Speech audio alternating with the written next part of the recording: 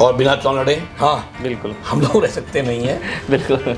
ऐसा क्यों? अफसर भाई देखो, मैं राजनीतिक आदमी हूँ। जो गेट के तालाबंदी करने का काम हम लोग कर सकते हैं, और आंदोलन खड़ा किया तो उसका नतीजा एक तो हुआ, नायब बल के हों डांसने के मेरे भाई आज भी धरने में बैठे हुए हैं। मैंने पहले भी मांग करी थी, सब किसानों से कही थी कि जमीन ना बेचो। जीडीए केवल एक मध्यस्थ है, और मध्यस्थ जो करते हैं वो कर रहे हैं। वो गज क्या पड़ी, धोखा नहीं है ये, उससे मरहम लगने का काम हुआ है। क्योंकि मैं चाहता हूँ किसान से बैठ के बात करें, रेट दे। गाजियाबाद में लगातार किसानों के मुद्दे बढ़ते ही जा रहे हैं। किसान आंदोलन जोरों पर है।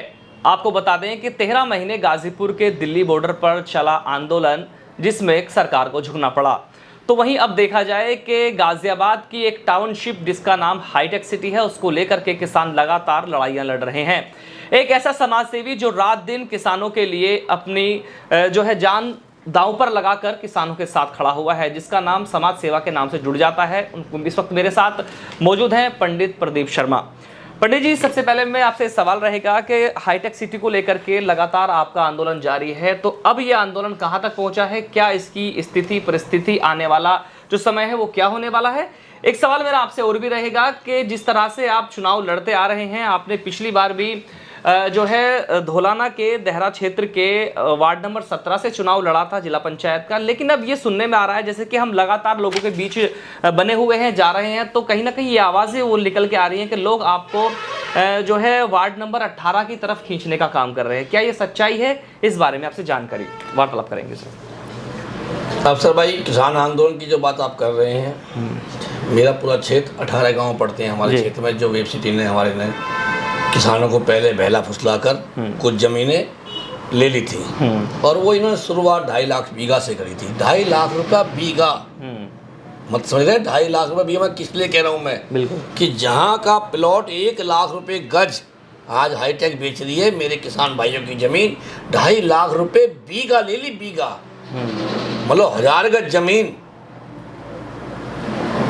उसको लेके हम लोगों ने पूरा आंदोलन, हमारे सभी क्षेत्र के नेताओं ने, हम सब ने मिल के जो हमने सीखा, देहात मोर्चे से हम लोग सीखते हुए आ रहे हैं, और आंदोलन खड़ा किया तो उसका नतीजा एक तो हुआ कि हम लोगों ने जब आंदोलन किया तो लोग एक बात से भय निकल गया कि ज़मीन आप एक बार हमारी नहीं कर पाएंगे। ये देन क्षेत्र के जो इकला के लोग हों, इनादपुर के हों, कचहरे के हों, दुजाने के हों, और काजीपुरा के हों, नायब बल के हों डांसने के मेरे भाई आज भी धरने में बैठे हुए हैं। जो कि जैसे क्या, कौन सा ये दूसरा हाईटेक सिटी है और सन सिटी है, जबकि सन सिटी का नक्शा भी अभी मैं तालाबंदी मैंने की थी पीछे, अभी नक्शा भी पास उनका नहीं हो पाया है, लेकिन वो केवल गुमराह करने का काम कर रहे हैं। लेकिन मेरा किसान समझ गया, जो लुट गए पहले, जिनकी ज़मीन लुट गई, हम लोगों ने मरहम लगाने का काम इसलिए किया। बस हम लोगों ने आंदोलन किया, चाहे वो नाम मैं नहीं ले रहा, तमाम नेता हमारे क्षेत्र में हैं, और हम सबको अपना स्वार्थ त्यागते हुए किसानों की बात करनी पड़ेगी।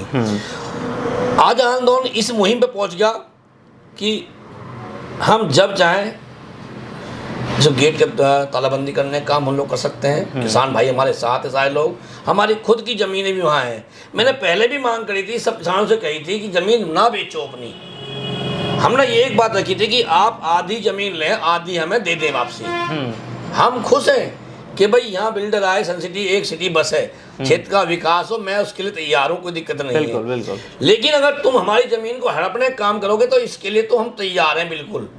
ज़मीन और माँ दोनों एक ही पाती हैं, और अपनी माँ के हम खिलवाड़ हम नहीं देंगे किसी हालत में भी। हमने तब कहा था कि हमें आप 1000 गज लें और 500 गज वापसी हमें किसी भी सेक्टर में कर दें हमें, तो क्या दिक्कत है इसमें भाई? बिल्कुल भाई, तुम भी तो यही कर रहे हो भाई। सरकार को ये सरकार का प्रोजेक्ट नहीं है, ये एक आम बिल्डर का है। और जो बिल्डर, इसमें जो जीडीए नहीं है, जीडीए केवल एक मध्यस्थ है। बिल्कुल, जीडीए केवल एक मध्यस्थ है, और मध्यस्थ जो करते हैं वो कर रहे हैं वो। लेकिन जब बिल्डर पैसे कमा रहा है हमारी 2.5 लाख को लेके, तो क्या रुपये गज पड़ी वो 2.5 लाख की ज़मीन, गज क्या रुपये पड़ी, धोखा नहीं है ये। बिल्कुल। लेकिन मैं धन्यवाद देना चाहता हूँ क्षेत्र के नेताओं को भी, किसानों को भी, जिन्होंने आंदोलन किया, और इनादपुर के तमाम किसानों को हमने प्लॉट जो मिले हैं, 8% के प्लॉट मिले हैं, उससे मरहम लगने का काम हुआ है।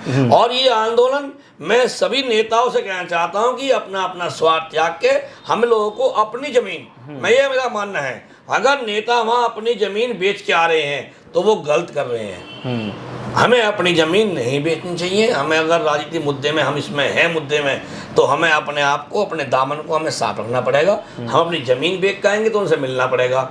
मिलना हमें जीडी के माध्यम पड़ता है। अभी मैं गया था, जब अंदर मीटिंग हुई थी, आप थे वहीं मीटिंग में ही, तो मैंने कहा था हमें क्या तुम्हारी चाय पीनी, भाई मेरी आज तक बताओ हाईटेक में के अंदर मैं नहीं गया, लेकिन किसानों का आंदोलन होगा तो मैं हर वक्त तैयार रहूँगा।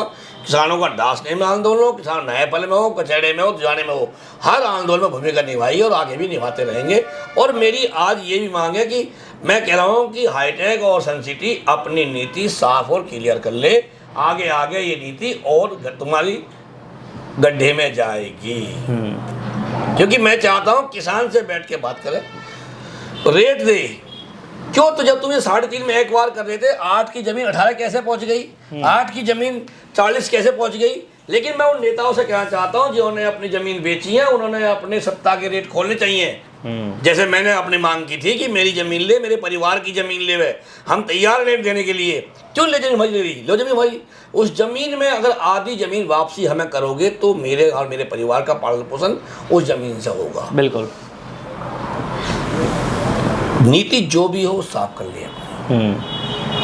नेता एक को खरीदोगे 10 खड़े होंगे, 10 खड़े हो जाएंगे, क्योंकि अब हर घर से नेता निकलेगा अपनी जमीन के लिए। किसी के फरमान को किसान नहीं मानेगा कि किसी ने फरमान पास कर लिया या उसने कर लिया, नहीं। हर घर घर नेता है। हम सब देहात मोर्चे के सिपाही रहे हैं, तो हमारे इकला इनादपुर कचरा जाने में घर घर नेता है। बिल्कुल। अच्छा, मैं चुनाव के बारे में भी जानकारी लेना चाह रहा था आपसे कि जैसे लोगों के बीच में लगातार जा रहे हैं, तो धौलाना क्षेत्र है, उधर आगे क्षेत्र है, आगे भी गए हैं, गुलावटी साइड में भी गए हैं, तो वहाँ गाँवों में लोगों का ये कहना है कि पंडित प्रदीप शर्मा को हम चुनाव जो है इस बार वार्ड नंबर 18 से लड़ाने की बात कर रहे हैं। ऐसा क्यों? अफसर भाई देखो, मैं राजनीतिक आदमी हूँ और बिना चुनाव लड़े, हाँ बिल्कुल, हम लोग रह सकते नहीं है। बिल्कुल। बट चेयरमैन डांसने में हो, भाई मेरे संघर्ष में कोई कमी रही है तो बताओ, भाई मेरे संघर्ष में कोई कमी रही है तो बताएं। बैठ कोई भी, मैं जिला पंचायत वार्ड नंबर 17 लड़ा, मुझे बताएं मेरी कमी क्या थी। भाई मैंने चुनाव लड़ा, उन क्षेत्र के तमाम नौजवान साथियों ने, बुजुर्गों ने, हर बिरादरी ने मुझे वोट करने का काम किया। 7800 वोट, 5300 वोट, 2100 वोट देने का काम मुझे किया। जो आप वार्ड नंबर 18 की बात कर रहे हैं बैठ के, अगर मेरा चुनाव लड़ने का होगा तो सबसे पहले मेरा क्षेत्र है, समाज है, और समाज में सही बिरादरियां हैं। अगर वहाँ मेरा चुनाव लड़ने का मन होगा और वो कहेंगे तो समाज की पंचायत होगी। समाज की पंचायत में जो निर्णय होगा वो प्रदीप शर्मा मानेगा। मैं अभी ऐसी कोई घोषणा नहीं कर रहा। मैं दीवार लिखवाता हूँ तो क्षेत्र में जुड़े रहने के लिए कि मेरा क्षेत्र है। मैं ईद की बधाई देता हूँ, मैं दिवाली होली की बधाई देता हूँ। होल्डिंग पोस्टर और दीवार लिखाई के माध्यम से मैं क्षेत्र में अपनी मौजूदगी रखता हूँ बैठ के, और सभी से मेरा भाईचारा है। हर बिरादरी ने मुझे सपोर्ट किया था, ऐसी वाल्मीकि, ठाकुर, पंडित, ये नहीं कि भाई कुम्हार और कोरी, तमाम साम लोगों ने मुझे वोट दी, तब 7800 वोट मुझे मिली थी। बिल्कुल। तो मेरा अगर मैं चुनाव लड़ने 18 में जाऊंगा और सीट सामान्य रहेगी, और इच्छा मेरी है, इच्छा मेरी भी करती है भाई मैं चुनाव जीत के आऊँ। हर आदमी चाहता है कि मैं आगे बढ़ना चाहूँ, लेकिन वो बिना क्षेत्र के, बिना समाज के मैं कोई ऐसी घोषणा इस मंच से या किसी, मैं पूर्व जिला परिषद प्रत्याशी हूँ, मैं अब भी वही लिखता हूँ। बिल्कुल। अगर मैं चुनाव में जाऊंगा तो पहले समाज के बीच जाऊंगा और समाज से मैं अपील करूंगा कि मैं लड़ना चाहता हूँ। हाँ, अगर समाज मुझे हाँ करेगा, बैठ के समाज कहेगा तो मैं लड़ूंगा, और समाज की ना मंजूर होगी तो प्रदीप शर्मा चुनाव कभी नहीं लड़ेगा। जैसे कि आप देखना कि एक संघर्षशील व्यक्ति जिसे समाज सेवक के नाम से जाना जाता है, पंडित प्रदीप शर्मा, आज के दौर में किसानों के लिए अभी भी लड़ाई लड़ते नजर आ रहे हैं। लेकिन बात की जाए उनकी राजनीति की, तो राजनीति का सफ़र जैसे चल रहा था वैसे ही चलेगा। और जिस तरह से लोगों की जो पसंद है, पंडित प्रदीप शर्मा पहले भी उनको चुनाव में उतार चुके हैं, तो फिर वही बातें अब जो है वार्ड नंबर 18 में इनको चुनाव लड़ाने की बात की जा रही है। लेकिन पंडित प्रदीप शर्मा का कहना है कि चुनाव अपने क्षेत्र से लड़ूं या कहीं से भी लड़ूं, जैसे लोगों की मर्जी होगी, जैसे लोग चाहेंगे, या जैसे आने वाला समय होगा, सामान्य सीट होगी, उस पर भी निर्णय लिया जाएगा। बने रहिए मेरे साथ, मैं चौधरी अफसर, दिखाते रहेंगे ऐसे ही डिबेट में हमारे सहयोगियों के साथ। हापुड़।